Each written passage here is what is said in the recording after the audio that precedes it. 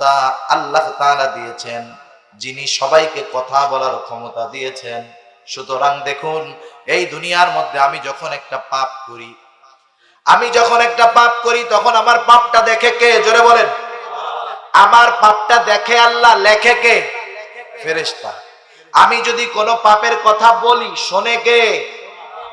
এই পাপের কথাটা সংরক্ষণ করে রাখে কে?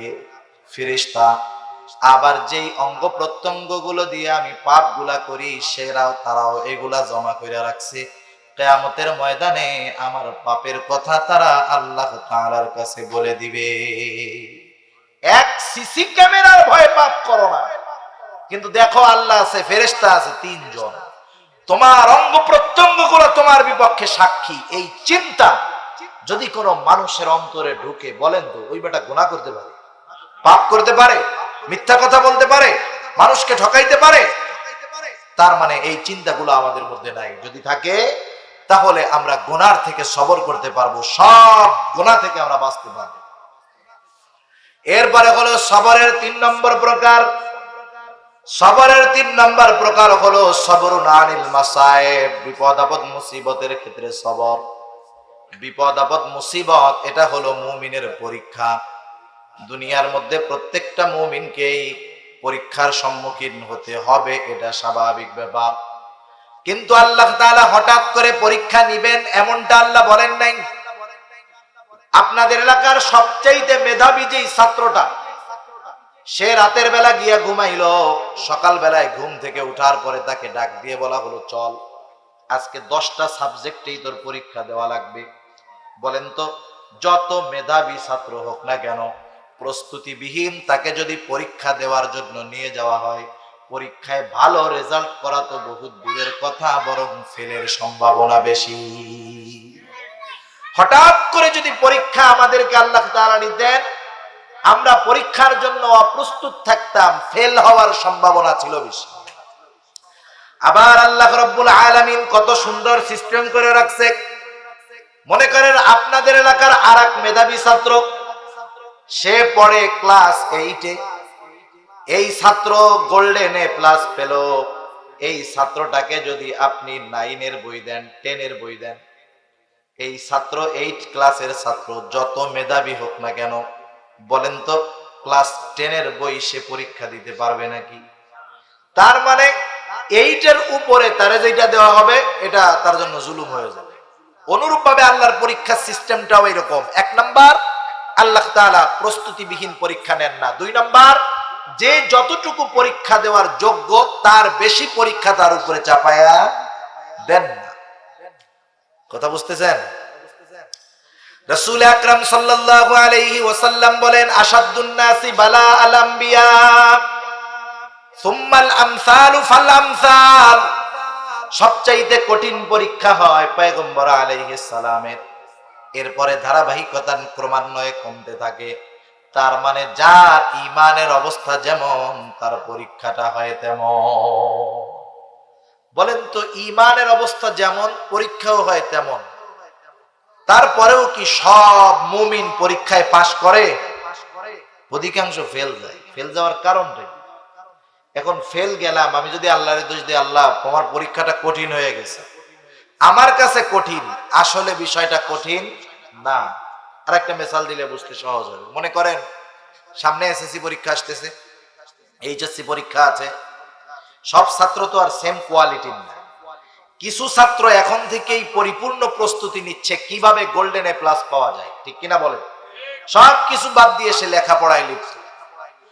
আবার ওই ক্লাসেরই কিছু ছাত্র আছে যারা চিন্তা করতেছে এত লেখাপড়া করে লাভ কি, কর্ণফুলী ব্রিজের উপরে যায় সুন্দর মতো সন্ধ্যা থেকে রাত 11টা পর্যন্ত গল্প গুজব করে, ফেসবুক টিপে, ইন্টারনেট দেখে, ইউটিউব দেখে, দেখা আইসা 11টার সময় সুন্দর মতো ঘুমায়, এক ঠেলায় জোহরের নামাজ প্রায় কাজা।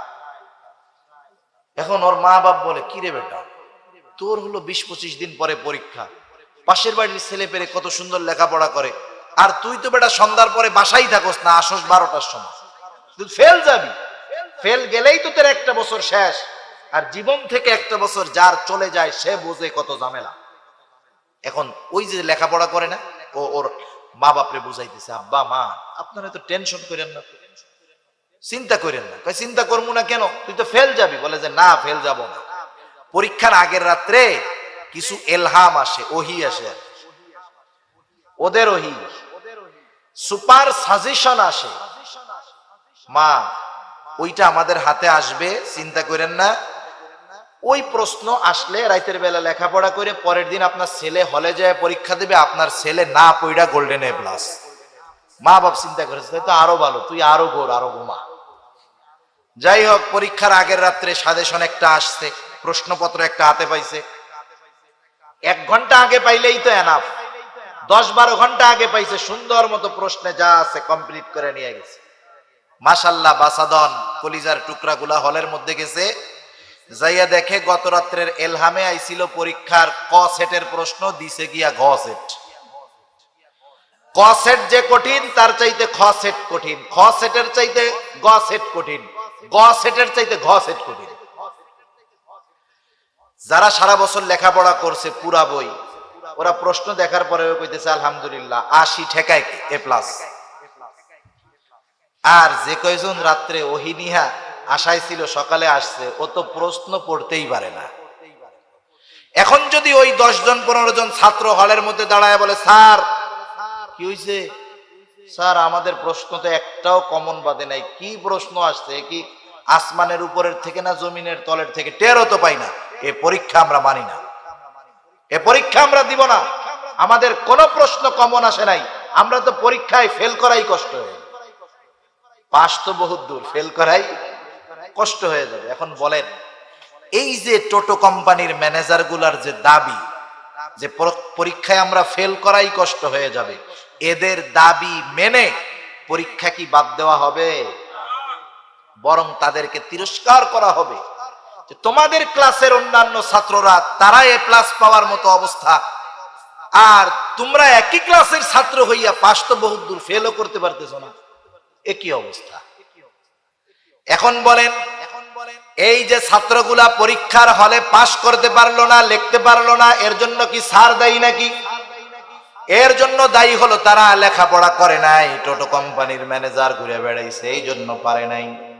অনুরূপ ভাবে বর্তমান দুনিয়ার পরীক্ষায় আমরা যেই মুমিনেরা পরীক্ষায় ফেল যাই, এর জন্য দায়ী তো আল্লাহ রাব্বুল আলামিন নয়, বরং এর জন্য দায়ী হলাম আমরা নিজেরা। কারণ আল্লাহ রাব্বুল আলামিন পরীক্ষা যে যতটুকু দিতে পারবে তার পরীক্ষা তেমনই হবে। আবার পরীক্ষার প্রস্তুতিও আল্লাহ তাআলা নেওয়ার সুযোগ করে দিয়েছেন, আবার জানায়ও দিয়েছেন বান্দা পরীক্ষাগুলা কোন কোন ক্ষেত্রে হতে পারে। আল্লাহ তাআলা কোরআনুল কারীমের সূরা বাকারার মধ্যে বলেন, ওয়ালা নাবলুওয়ান্নাকুম বিশাইইম মিনাল খাউফি ওয়াল জু'i ওয়া নাকসিম মিনাল আমওয়ালি ওয়াল আনফুসি ওয়াস সামারাত। আল্লাহ রাব্বুল আলামিন বলেন, ওয়ালা নাবলুওয়ান্নাকুম, আমি অবশ্যই তোমাদের পরীক্ষা নিব। আল্লাহ তাআলা অবশ্যই আমাদের পরীক্ষা নিবেন। আমরা যদি জিজ্ঞাসা করি আল্লাহ কোন কোন বিষয়ের কিভাবে পরীক্ষা নিবেন, আল্লাহ বলেন, বান্দা বিশাইইম মিনাল খাউফ, তোমারে কিছু ভয় দিয়া পরীক্ষা নিব। আর কি দিয়া পরীক্ষা নিবেন আল্লাহ বলেন, ওয়াল জু', ক্ষুধা তথা খাদ্য অভাব দিয়ে আমি আল্লাহ তোমার পরীক্ষা নিব। ওয়া নাকসিম মিনাল আমওয়াল, আল্লাহ বলে বান্দা তোমার কিছু সম্পদের লসের দ্বারা পরীক্ষা নিব। ওয়াল আনফুস, তোমার জীবনের ক্ষতির দ্বারা আমি আল্লাহ পরীক্ষা নিব। ওয়াস সামারাত, আমার বান্দা ফসলের ক্ষতির মাধ্যমে পরীক্ষা নিব। এখন আল্লাহ বলেন, এই পরীক্ষাগুলায় যারা উত্তীর্ণ হয়ে যাবে, কারণ পরীক্ষা বিপদ আপদ মুসিবত এটা আল্লাহর তরফ থেকেই আসে। আল্লাহ তাআলাই আমাদের সকল প্রকার কল্যাণ দেন, আল্লাহ তাআলাই আমাদের সকল প্রকার অকল্যাণ দেন। বলেন, তাকদীরের ভালো মন্দ, এই দুনিয়ার সুখ শান্তি স্বাচ্ছন্দ্য কষ্ট ক্লেশ সব কার তরফ থেকে আসে? জোরে বলে। তাহলে আমাদের পরীক্ষায় এই বিপদে মুসিবতে আল্লাহই ফালাইছেন। কেন ফালাইছেন? আল্লাহ তাআলা পরীক্ষা করতে চান, আমার গোলাম আমি আল্লাহ তোমাকে শান্তিতে রাখি, আমি আল্লাহ তোমাকে কষ্ট দেই। আমি দেখতে চাই এই মুসিবতে পড়ে তুমি আমি আল্লাহকে ডাকো নাকি তুমি তোমার বাবাকে ডাকো। আল্লাহ দেখতে চায় যে পরীক্ষায় পড়ার পরে বিপদে পড়ে কারে ডাকে। বিপদ আপদ মুসিবত জীবনে তো ছোট ছোট বহুত আসে। একজন হোঁচট খেয়া পড়ছে, এটাও তার একটা মুসিবত। মুসলিম শরীফের হাদিস, মুমিনের পায়ে যদি একটা কাঁটাও ফুটে এর কারণেও তার সগীরা গুনাহ মাফ হয়েছিল। হ্যাঁ, এই আষাঢ় খাইতেছে, মনে করেন আষাঢ় খায় না মানুষ, দৌড় দিয়া বৃষ্টির দিন কাদা যে জায়গায় আছে দেখবেন আষাঢ় খায়। যার অভ্যাস যেরকম আষাঢ় খাওয়ার পরে তার আচরণ হয় সেরকম। দেখবেন আষাঢ় খাইয়া কেউ কয় ও আল্লাহ, আষাঢ় খাওয়ার পরে কেউ কয় ওপরে, কেউ বলে ও আব্বা ও বাবা। আষাঢ় খাওয়ার পরে কেউ আল্লাহরেও ডাকে না, বাপ মারেও ডাকে না, আর এক বাবারে ডাকে, আছে না নাই? তাহলে আষাঢ় খাওয়ার পরে বিপদ আসার পরে মুখ দিয়ে আল্লাহ শব্দ আসাটা এটা যেন তেন ব্যাপার না। কারণ কানেকশন যার সাথে আছে বিপদের সময় তার কথা, তার নামটা আগে মুখ দিয়ে আসে, ঠিক কিনা বল? এজন্য মুমিন যখন বিপদে পড়ে আগে মাজারে মানত করে না, আগে ডাকে কাকে? জোরে বলেন। কারণ মুমিনকে আল্লাহ তাআলা জানায় দিয়েছেন, ও আমার গোলাম, বিপদ তো আমি দিয়েছি, পরীক্ষা করতেছি যে বিপদে পড়ে তুমি কি করো। আবার আল্লাহ এও জানায় দিলেন, বান্দা বিপদে তো সাহায্যের প্রয়োজন, তুমি সাহায্য যখন প্রয়োজন তুমি কি করবা। আল্লাহ তাআলা বলেন, ইয়া আইয়ুহাল্লাযীনা আমানুস্তাঈনু বিস-সাবরি ওয়াস-সালাহ ইন্নাল্লাহা মা'আস-সাবিরিন। আল্লাহ তাআলা ইমানদারদেরকে উদ্দেশ্য করে বলেন, হে ইমানদারেরা, বিপদ আপদ মুসিবতে সাহায্যের প্রয়োজন, ইস্তাঈনু, আমি আল্লাহ তাআলার কাছে সাহায্য চাও। আল্লাহ হলেন আহকামুল হাকিমিন। আপনাদের এলাকার মাননীয় মন্ত্রী মহোদয়ের কাছে আপনারা যদি কেউ কোনো বিপদে সহযোগিতা চাওয়ার জন্য ইচ্ছা করেন, বলেন তো মন চাইলেই গিয়া মন্ত্রী সাহেবের কাছে সাহায্য চাওয়া যাবে নাকি? আপনি প্রথমে এলাকার মেম্বার সাহেবকে বলবেন, ও মেম্বার সাহেব, আমি একটু আমাদের মন্ত্রী সাহেবের সাথে একদিন দেখা করতে চাই। মেম্বারে কত কেজি তেল মারা লাগবে তার ঠিক নাই। মেম্বার 2-4 কেজি তেল মারার পরে এরপরে যাবে চেয়ারম্যানের কাছে। চেয়ারম্যান রে যায় বলবে, আমার এলাকার একজন এমপি সাহেবের সাথে কথা কইতে চাই, ব্যবস্থা করে দেন। এবার চেয়ারম্যান রে তেল মারতে মারতে সে ফোন দিবে এমপির পিএস রে। এমপির পিএস কে তেল মারতে মারতে 1 বছর পরে গিয়া হয়তো বলবে, আচ্ছা ঠিক আছে, এবার বাড়িতে আসতেছো, ওনারে আসতে কইও। যখন আপনি আপনার অসুবিধার কথা নিয়ে যাবেন, 1 বছর আগের অসুবিধা, গেলেন 1 বছর পরে, ঢোকার সময় পিএস বলে টাইম কিন্তু 1 মিনিট, 1 মিনিটের মধ্যে বলে শেষ করবা। 1 মিনিট তো এমপি সাহেবের সারা জীবনে ডাইরেক্ট কথা বলার সুযোগ হয় নাই। দেখা সাক্ষাৎ হইলো, সালাম কালাম জিজ্ঞেস করতেই তো 3 মিনিট শেষ, ঠিক কিনা বলেন? বিসমিল্লাহ পড়তেই কারি আব্দুল বাসিতের 5 মিনিট শেষ, তাই কোরআন শরীফ পড়তে তো আরো 1 ঘন্টা লাগবে। আপনি ঢুইকাই সালাম কালামে 2 মিনিট শেষ, ওই পাশ দিয়া পিএস ডাকছে, তাড়াতাড়ি বেরো তাড়াতাড়ি বেরো। আপনি আপনার আসল কথাটাই বলার সুযোগ পাইলেন না, ঠিক কিনা বলেন? তাহলে দেখেন, দুনিয়ার একজন এমপি সাহেবের সাথে, মন্ত্রী সাহেবের সাথে নিজের প্রয়োজনের কথা বলতে কত প্রসেস, কত সময়ের প্রয়োজন হয়, কত পদ্ধতির প্রয়োজন হয়, আবার মন খুলে বলাও যায় না। কিন্তু আহকামুল হাকিমিন রব্বুল আরশিল আজিম, আমার আপনার খালেক রাজাধিরাজ রব্বুল আলামিনের সাথে কথা বলার কত সুযোগ, সে আল্লাহ তাআলাই সরাসরি বলতেছে, মুমিন আমি আল্লাহর কাছে সাহায্য চাও, দুনিয়ার কোনো ভায়া মাধ্যম তোমার ধরা লাগবে না, 2টা পদ্ধতি অবলম্বন করবা। সেটা কি? আল্লাহ বলেন, ইস্তাঈনু বিস-সাবরি ওয়াস-সালাহ, সবর এবং সালাত, ধৈর্য এবং নামাজের মাধ্যমে আমি আল্লাহর কাছে সাহায্য চাও। তোমার কোনো মাজারে যাওয়া লাগবে না, কোনো পীরের দরবারে যাওয়া লাগবে না। আমি আল্লাহ তোমাকে বিপদ দিয়েছি, আমি আল্লাহই তোমাকে বিপদ থেকে উদ্ধার করব।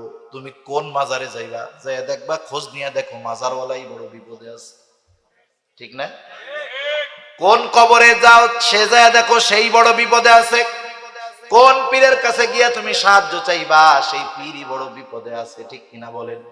সেজন্য তুমি আমি আল্লাহর কাছে সরাসরি সাহায্য চাও। ইস্তাঈনু বিস-সাবরি ওয়াস-সালাহ, সবরের উপরে থাকো আর সালাতে দাঁড়ায় যাও। আল্লাহ তাআলা বলেন, এই 2টা গুণ যেই মুমিনের মধ্যে আছে, তথা বিপদ আপদ মুসিবতের মধ্যে সালাত এবং সবরের উপরে নির্ভর করে। আল্লাহ তাআলা বলেন ইন্নাল্লাহা মাআস সাবিরিন, নিশ্চয়ই আল্লাহ তাআলা ধৈর্যশীলদের সাথে আছেন। তার মানে যেই মুমিন এই দুই গুণে গুণান্বিত হয়, আল্লাহ তাআলা তার উপাধি দিয়েছেন সাবের। সুবহানাল্লাহ, এটা আল্লাহ প্রদত্ত একটা ডিগ্রি। আল্লাহ প্রদত্ত একটা কি ডিগ্রি। আল্লাহ তাআলা বলেন নাই যে আল্লাহ মুমিনরা আমি আল্লাহর কাছে সবর এবং সালাতের মাধ্যমে সাহায্য চাও, আর নিশ্চয়ই আল্লাহ মুমিনদের সাথে আছে। আল্লাহ এই কথা বলেন নাই। প্রথম বলছেন মুমিনেরা সবর এবং সালাতের মাধ্যমে সাহায্য চাও, আর নিশ্চয়ই আল্লাহ ধৈর্য ধারণকারীদের সঙ্গে আছে। সুবহানাল্লাহ। এখন সবরটাকে এটা একটু বুঝতে হবে আগে। কষ্ট হইতেছে আপনাদের? আর অল্প সময়ের মধ্যে শুনেন, বিপদ আপদ মুসিবত যখন আসে, শরীয়ত প্রদত্ত বৈধ পন্থা বিপদ থেকে উদ্ধার হওয়ার জন্য গ্রহণ করা, এটা খারাপ কোনো কিছু না, বরং এটাই নিয়ম। মনে করেন আমি বিপদে পড়ছি, টিউমার হয়েছে, একজনের টিউমার, অ্যাপেন্ডিসাইড হয়েছে বা হার্টে প্রবলেম হয়েছে, এখন তার অপারেশন দরকার আছে না নাই? রাসূল আকরাম সাল্লাল্লাহু আলাইহি ওয়াসাল্লাম সহিহ হাদিসের মধ্যে বলেন যে তোমরা অসুস্থ হলে চিকিৎসা করো। তার মানে চিকিৎসা নবীজির সুন্নাত। সুবহানাল্লাহ।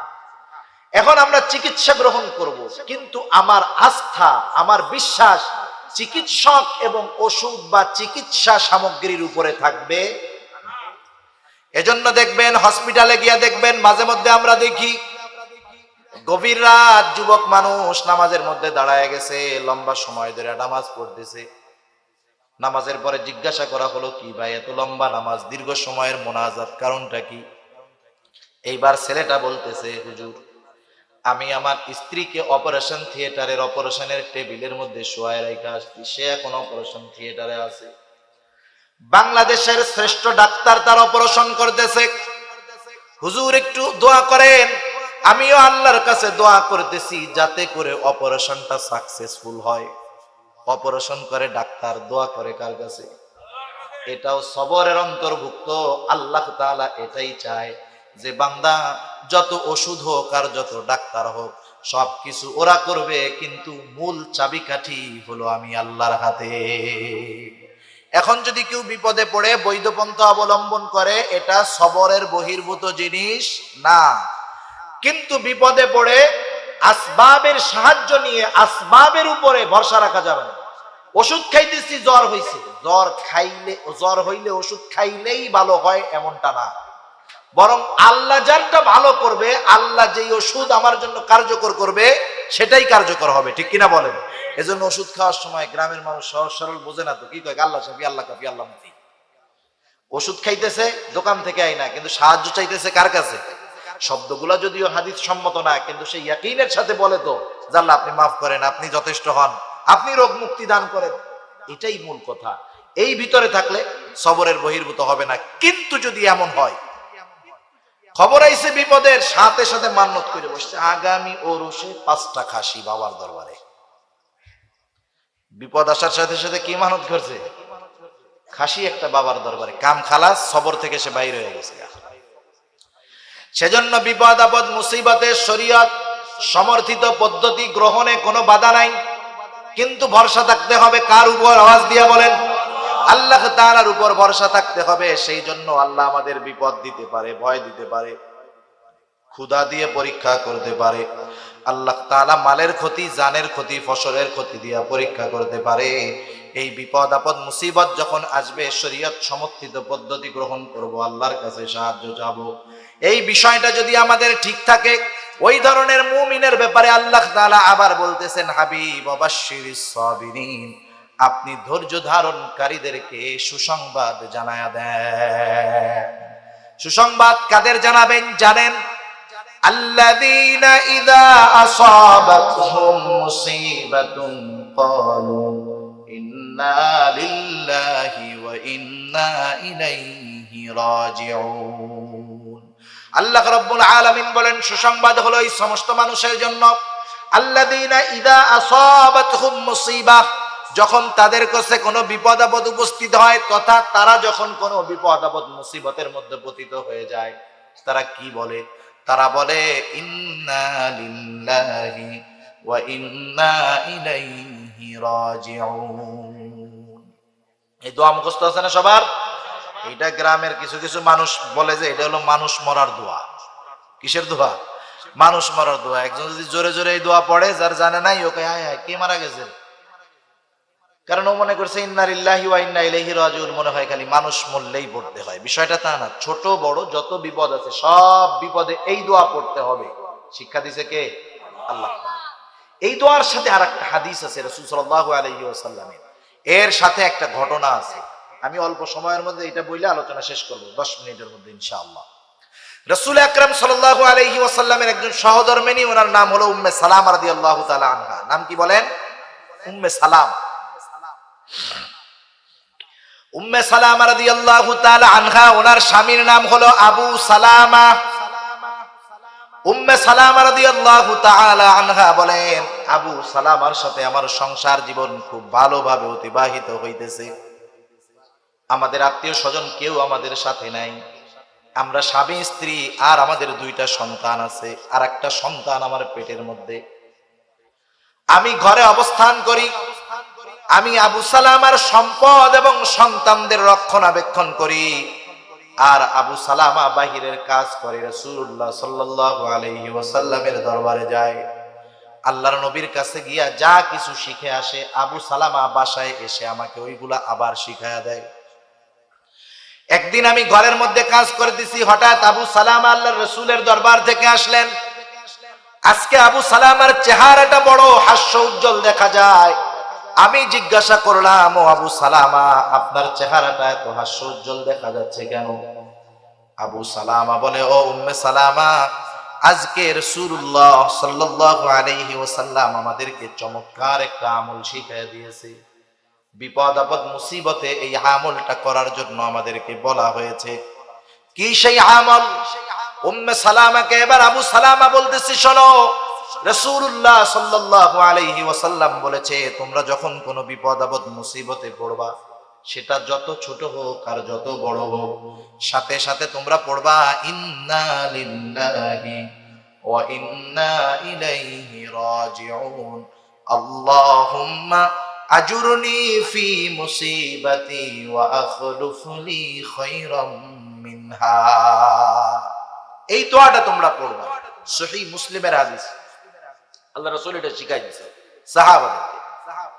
ইন্না লিল্লাহি ওয়া ইন্না ইলাইহি রাজিউন, ইন্না লিল্লাহ, নিশ্চয়ই আমরা আল্লাহর জন্যই, ওয়া ইন্না ইলাইহি রাজিউন, আবার আমরা আল্লাহর কাছে ফিরে যাব, আল্লাহর কাছেই আমরা প্রবর্তন করব। এরপরে বললাম, আল্লাহুম্মা আজুরনি ফি মুসিবাতি, আয় আল্লাহ, আমি যেই মুসিবতে পড়েছি সেটা থেকে আমাকে উদ্ধার করেন, সেই বিপদ থেকে আমাকে বাঁচান। এরপরে কি বললাম? ওয়া আখলুফ লি খায়রাম মিনহা, তার মানে এই মুসিবতের দ্বারা আমি যা হারিয়েছি, খায়রাম মিনহা, এর চাইতে উত্তমটা আপনি আমাকে দিয়ে দেন। আল্লাহর রাসূলের হাদিস, কোনো সন্দেহ নাই। কেউ যদি 100% ইয়াকিনের সাথে পড়ে, অবশ্যই তার এই আমলের দ্বারা ফায়দা হবে। মনে রাখতে হবে, আমাদের যে কোনো আমলের ফজিলতের অনেক হাদিস আমরা শুনি না, সে আমল ঠিকই করি কিন্তু সেই ফজিলত আমরা পাই না। আমাদের প্রশ্ন আছে অনেক সময় অন্তরের মধ্যে, যে এই আমল হাদিসে পাইলাম, হুজুররা শিখাইয়া দিল, এত করি মাগার কাম হয় না কেন? দোষ হুজুরেরও না, দোষ হাদিসেরও না, দোষ হইলো আমার নিজের। আমি 100% ইয়াকিনের সাথে যদি পড়তে পারি, ইখলাসের সাথে পড়তে পারি, আমার জন্য এটা কাজ করবেই। যাই হোক, উম্মে সালামা তো দোয়া শিখা রাখছে। কিছুদিন পরে উহুদ যুদ্ধের দামামা বেজে গেল। সবার সাথে আবু সালামা উহুদ যুদ্ধে অংশগ্রহণ করলো। 2টা বর্ণনা। এক বর্ণনা, আবু সালামা উহুদ যুদ্ধে শাহাদত বরণ করলো, আর এক বর্ণনায় প্রচন্ড আহত হলো। সে যাই হোক, একদিন হঠাৎ করে আবু সালামা ঘরের মধ্যে ঘরের কাজ করতেছে। উম্মে সালামা হঠাৎ করে একজন দৌড় দিয়া খবর দিয়া গিয়া গেল, ও উম্মে সালামা, তোমার স্বামী আবু সালামা দুনিয়ায় নাই, সে কিন্তু মৃত্যুবরণ করেছে। উম্মে সালামা কাজ করতেছে এমত অবস্থায়। আপনাদের কি মনে হয়, কারো ঘরে 2টা সন্তান, পেটে আর একটা সন্তান, দেখার মতো কেউ নেই, এই মুহূর্তে যদি কোনো মেয়ের কাছে খবর আসে, সাথে সাথে আইসা বলে তোমার স্বামী মারা গেছে, বলেন তো সে কি করবে? এক চিৎকার দিয়া হয়তো অজ্ঞান, নাইলে এমন চিৎকার দিবে পাড়ার বুড়া বুড়ি পুরুষ যুবক যুবতী যা আছে সব ওই জায়গায় হাজির হবে। ঠিক কিনা বলেন? মাথার চুল চাপড়ানো শুরু করবে, বলবে আমার সব শেষ, সব গেল রে, আমার কি হইব, আমার পোলাপানের কি হইব, সব শেষ, সব শেষ। কিন্তু উম্মে সালামার কাছে যখন আইসা খবর দিল, উম্মে সালামা চুল চাপড়ায় নাই, চিৎকার দেয় নাই। উম্মে সালামা চিৎকার করে নাই, আল্লাহকে অভিযোগ করে নাই, আল্লাহর ব্যাপারে অভিযোগ দায়ের করে নাই যে আল্লাহ আপনি কি করলেন। উম্মে সালামা যখন এই খবরটা শুনলো, বলেন তো একজন স্ত্রী হিসাবে ওই মুহূর্তে উম্মে সালামার কাছে এর চাইতে বড় মুসিবত আর কিছু হতে পারে নাকি? উম্মে সালামা এই খবরটা যখন পাইছে, সাথে সাথে মনে পড়ে গেছে রাসূলুল্লাহ সাল্লাল্লাহু আলাইহি ওয়াসাল্লাম শিখায়া দিয়েছে, স্বামীর কাছ থেকে শিখে রাখছে। সে সাথে সাথে পড়ছে ইন্না লিল্লাহি ওয়া ইন্না ইলাইহি রাজিউন, আল্লাহুম্মা আজুরনি ফি মুসিবাতি ওয়া আখলুফ লি খায়রাম মিনহা। সাথে সাথে পড়ে গেছে। উম্মে সালামা রাদিয়াল্লাহু তাআলা আনহা বলেন, আমি তো এই আমলটা করলাম, ইতিমধ্যে আমার পেটের সন্তানও দুনিয়ার মধ্যে আসলো, দিন যায়, আমার অভাব আরো বেড়ে যাইতেছে, খুব কষ্টে আমি দিন যাপন করতেছি। আমার কষ্টের খবর সবার কাছে পৌঁছায়া গেছে। রাসূল আকরাম সাল্লাল্লাহু আলাইহি ওয়াসাল্লাম আমার কষ্টের ব্যাপারে জানতে পারলেন। একদিন দুপুর বেলায় আমি আমার চামড়ার পানির মস্ক ছিঁড়ে গেছে, ওইটারে আমি খেজুরের পাতা দিয়ে সেলাই করতেছিলাম। হঠাৎ দেখতে পাইলাম রাসূলুল্লাহ সাল্লাল্লাহু আলাইহি ওয়াসাল্লাম দুপুর বেলা আমার বাড়ির দিকে আসতেছেন। আমি যখন নিশ্চিত হলাম যে আল্লাহর নবী আমার বাড়িতেই আসতেছে, এইবার আমি ঘরের মধ্যে গেলাম, আল্লাহর রাসূলের জন্য বসার ব্যবস্থা করলাম। রাসূলুল্লাহ সাল্লাল্লাহু আলাইহি ওয়াসাল্লাম আমার জীর্ণ কুটিরের মধ্যে বসলেন, আমার এবং আমার সন্তানদের খোঁজ খবর নিলেন। আমি আমার সব কষ্টের কথা, অসুবিধার কথা আল্লাহর নবীর কাছে বললাম। রাসূলুল্লাহ সাল্লাল্লাহু আলাইহি ওয়াসাল্লাম আমার সব কথাগুলা শুনলেন। আমার কথা শেষ, এইবার রাসূল সাল্লাল্লাহু আলাইহি ওয়াসাল্লাম আমাকে বিবাহের প্রস্তাব দিলেন।